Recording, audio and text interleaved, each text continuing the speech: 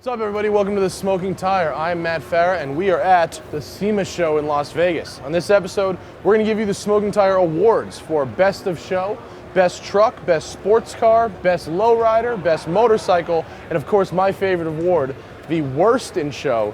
And we've got a few honorable mentions for each of those categories. So stick around. This is going to be a good one, and I have to look or I'm going to fall off this escalator. Nice. Good timing. Matt, you suck.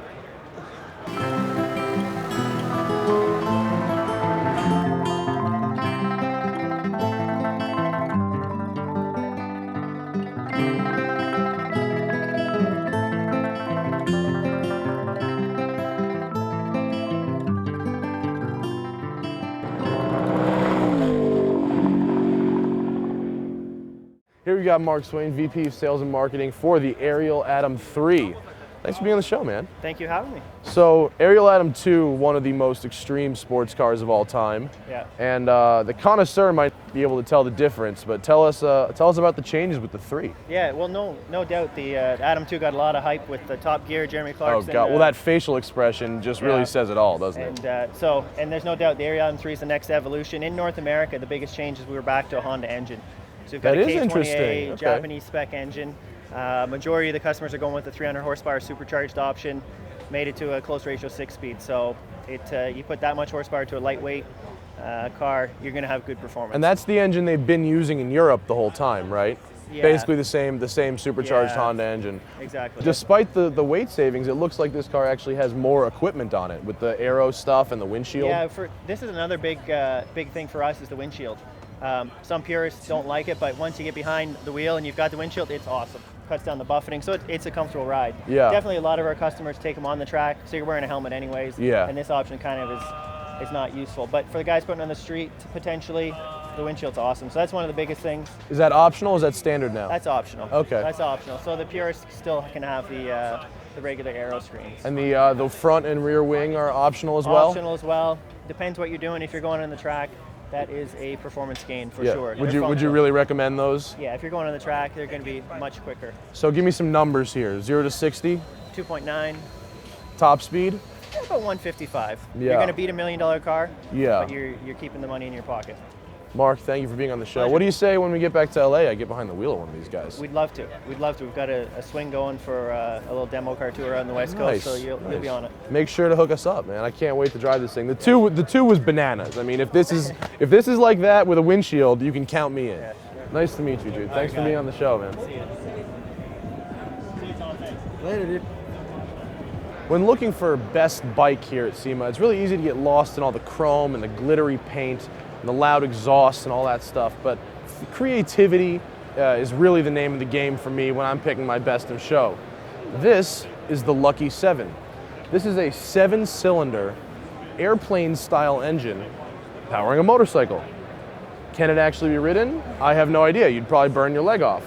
But nevertheless, that is something cool and different enough that it deserves best motorcycle of the SEMA show. There's certainly no shortage of Camaros here at SEMA this year. Some of them tuned for performance and they look good and they go fast. Others are painted this color and have cloth seats, an automatic transmission, and an orange engine bay to match. Yuck. I don't know about you guys, but if my Challenger had a white interior, I'd want a roof and really, really, really dark tints. Let's take a look at the honorable mentions for Best Lowrider. A 1960 Ford Starliner Coupe with a Ford GT engine swap. And a 1983 Cadillac Eldorado made me wish I was Snoop Dogg. Now, generally, the lowrider segment involves some glitter, some little wheels, something that maybe hops a bit, some outlandish color interior, ostrich or purple fuchsia fur or whatever you could think of. So it's strange that I would choose this particular Cadillac lowrider with flat black and stock wheels as my favorite lowrider of the show.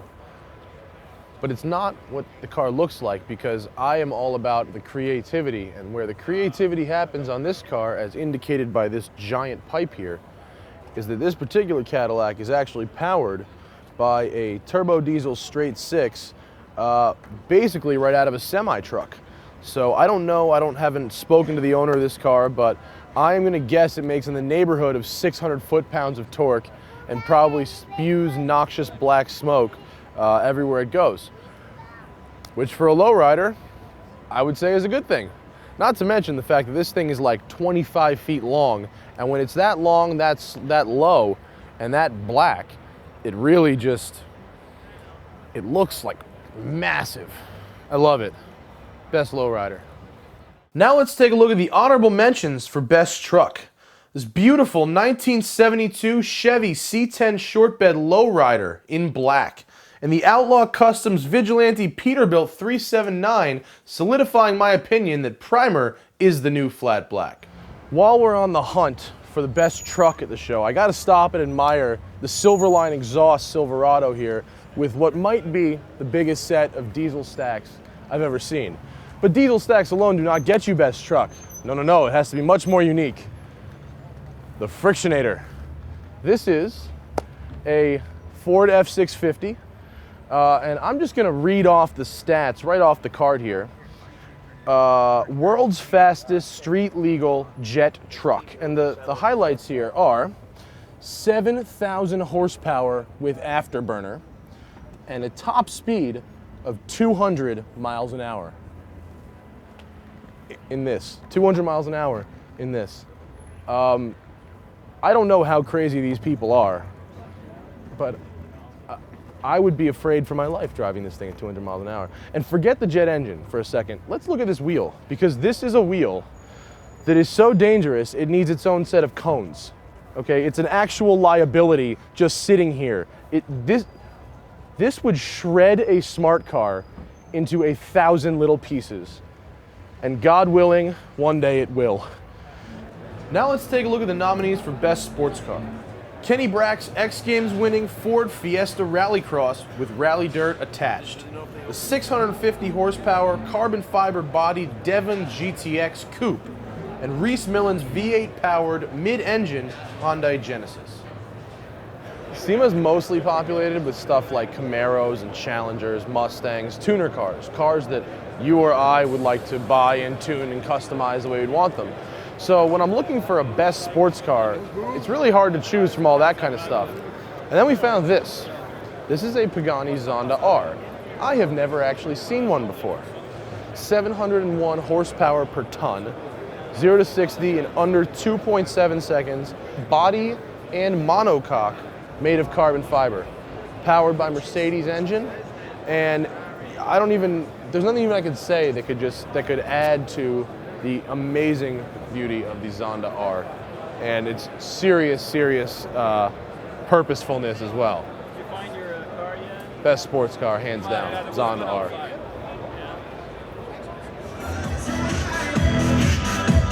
Oh my God, come here.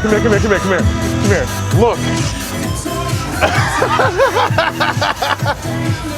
Come here, Doug.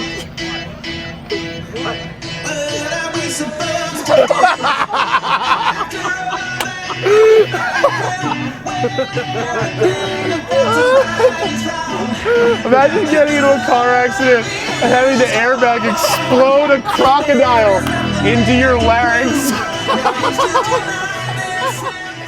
The honorable mentions for worst in show are a stock Toyota Camry and its neighbor, this pink 1970 Monte Carlo donk, the SpongeBob SquarePants edition donk, the tackiest Challenger I've seen in a long time, and this fully riced out, irregularly painted Bentley GT Speed.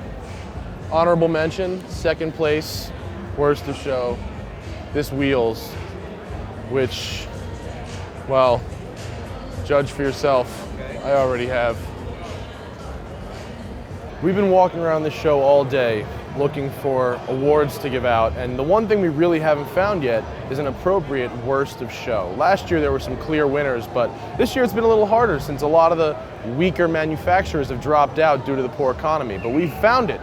It's a Dodge Charger with a funny trunk, a white interior, and from poor body panel fitment to a swath of white leather that smells so toxic I couldn't even sit in it with the windows closed for 5 minutes, to ridiculously oversized 26-inch rims that almost certainly rub whenever you turn the wheel. Hands down, worst of show. Sold. Yuck. This is Randy Grubb. Thank you for being on my show for the first time in 2 years. And Randy built what we consider to be the best in show vehicle. What's it called? Well, we call it Pissed Off Pete, Matt. Pissed Off Pete. And this is the Bestlowrider brothers' latest creation. And this guy was a truck. Yeah. Is it still a truck? What's going on here? It is still a truck. It actually started life as a 1960 Peterbilt Model 351. Was that a semi? Yes, Okay. it was. Full-size semi-truck. Of course, Okay. it stood a lot taller than it does now. Yeah. And the motor, the 12V71 Detroit diesel, was actually used in a few over-the-road trucks, but it was more commonly found in big gen sets and ships. Wow. And So- that is a twin supercharged diesel? Yes, the 671s are stock in this particular application. This is where the 671s came from, that we all pulled off the motors to put on our hot rods to make them go fast. Huh. The blowers are required to actually make this motor run. There are 4 exhaust valves and no intake valves. There's an intake port, and when the piston gets to the bottom of his stroke, there's ports that allow the blowers to push the remainder of the exhaust charge out and the intake charge in, but that's not done under pressure. So these are more accurately called a scavenging pump in this particular application. Now, they did build a higher horsepower version of this that had turbos into yeah. the superchargers. Oh my God, really? Yeah. And of course, that was good for over 600 horsepower, but this little guy only makes 1,200 foot-pounds of torque. And How many RPM? at only 2,400. So, and it gets there real quick because I'm it's a sure. two-stroke. But because it's a two-stroke and you get a bang every time that piston goes down, at 2,500 RPM, this motor is making the same noise that a 4-stroke would be making at 5,000 RPM. So it sounds crazy. So it's really bizarre sounding. Oh, it's crazy. This thing catches RPMs like you won't believe. And when I'm at 2,500, you'll swear I'm at 8,000 because it's just screaming. Well, it's also got a frighteningly huge exhaust on it. Well, that's the latest thing I added was the stainless steel exhaust. It's all stainless. beautiful. 3-inch primaries into 5-inch stacks up the back. You gotta love the smokestacks. The smokestacks are really what you want in a truck, I It's a think. trucky feel, Yeah. and that's important. You know, I view myself as an automotive artist, creating full-size sculptures that get to drive. And this is obviously a takeoff of a semi-truck with a healthy dose of Bestlowrider added. I mean, from a mile away, I know you built this. It's not like I would think anybody else built this thing except you. What is the chassis? Well, it's an all custom chassis because of the scale that I'm working in. I can't even buy a rod end that's Yeah. of the size and the scale that I need. I mean, where are you going to get a rod end that takes a 1-inch through bolt and has an 1.125 shredded Do shank? you use semi-truck parts? I start with semi-truck axles and then I treat them like hot rod parts. So I create my own wishbones and I create my own rod ends. And the front axle, for instance, is a 15,000-pound semi-truck axle that I cut 9 inches out of the very center of and welded it all back together, spent several months polishing it out, getting it nickel plated. So there's really nothing to this stuff. You were completely out of your mind. I tried. Has anyone told you that recently? Well, you know, I work single-handedly in my shop in Grants Pass, Oregon. I have no employees. And you built this by yourself? yeah, I have no employees of any type. And Bestlowrider is kind of a serious medical condition, and this is actually 3,000 hours of therapy. It's unbelievable. I've never seen anything like it. Well, Hands down, best in show. Bestlowrider would never do anything that you've seen before. You know No, that. no, I don't even, I'm afraid to even let me try and guess what's coming next. You're going to take a Greyhound bus and make it a lowrider with no fenders. Well, that sounds pretty fun, Matt. I think you're on the same page at this point. You can have that So, one for free. Right on, Randy, brother. congratulations, my friend. Thank you for It's the kind words, Matt. Fantastic vehicle. Thanks for having me on your show. You're welcome, man. All right. Anytime, anytime.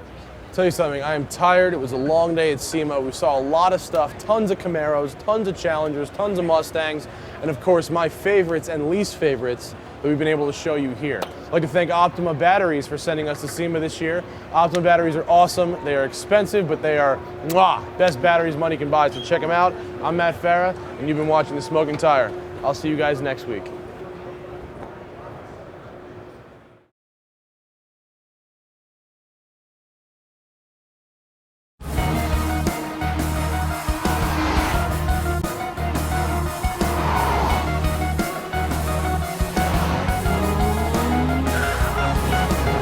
This may be the most fun I've ever had with my clothes on.